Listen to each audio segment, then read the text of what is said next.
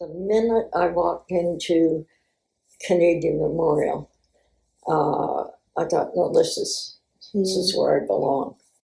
That I was blown away, of course, by the windows, but also by the story of the founding of the church. Well, it was very formal when we first came. All the women wore hats and gloves to church.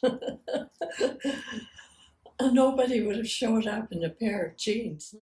The center aisle at Canadian Memorial was a real drawing card for a lot of people. You know, they thought going down the center aisle in a wedding dress, was just really cool. Once I got in the church, in the sanctuary part, I loved the center aisle. I loved the stained glass windows. I still do. I still do. So right away joined the Maple group and met all of these ladies who became good friends. And we were the youngest, young mothers group in the church. But we worked hard, we put on teas and fashion shows and it was really involved. This is the United Church to me, the communal and making coffee and making stew and I used to get to cut the onions because I didn't cry. I was the only person that could cut onions without crying. There was a kitchen, a big kitchen, and then the doors went into the gym.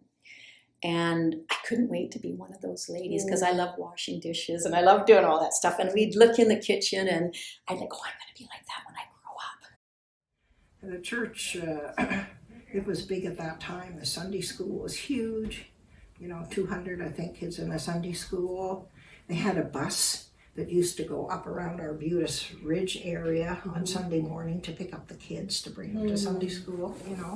It was, it was amazing. The Sunday school picnic was huge. Everybody went down for the day and there were tents up and baseball games. And again, it was kind of the highlight of the summer. There were lots and lots of people who, as children, swam in the swimming pool. There were lots of activities in that huge hall as well. My husband actually was born in Vancouver, learned to swim there, so that's going back to the 30s probably or 40s. I remember the gym and, we have events there.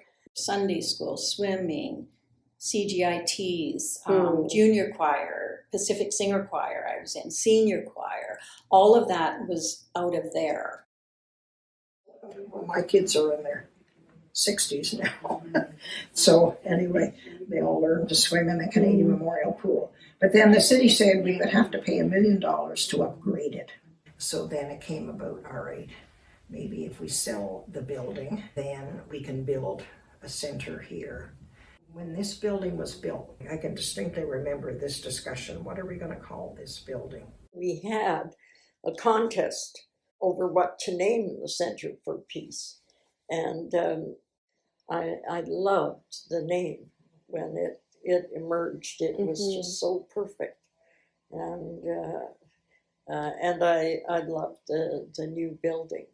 Right now, it's perfect. It's turned out to be, I think, a perfect name for the center, but I can remember there was a lot of discussion about what we were going to call this building. I started here in 1998 as the Minister of Pastoral Care. In 2006, there was a World Peace Forum in Vancouver. World Peace Forum. So we put our hand up and said, let's have some events here at the Center for Peace, after all. That's what it's called. So we did. So that was in 2006.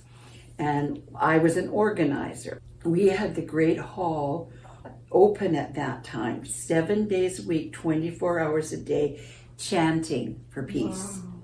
And it was really powerful, Abigail. You walk in the door and you could feel it. It was exciting for the Center for Peace to be used in that way.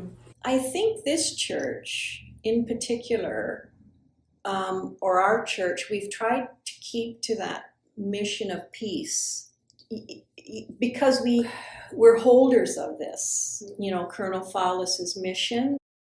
We may not be leading the world in peace ideas, but we're certainly keeping up and paying attention. Prayers often indicate that. We've got to, as the Center for Peace, be bold, make statements. The last thing I ever want to be known as is a wimpy Christian. We are supposed to be disturbers. I have to thank my mom because she was a very quiet, faithful churchgoer. And I always sit in the fifth pew because that's where she always sat. Canadian Memorial has always been able to, I say there's something in the DNA. We should be doing all we can to get peace in our world. It's not just the doing, it's the why. Why am I doing it? And that's what keeps people going, the why.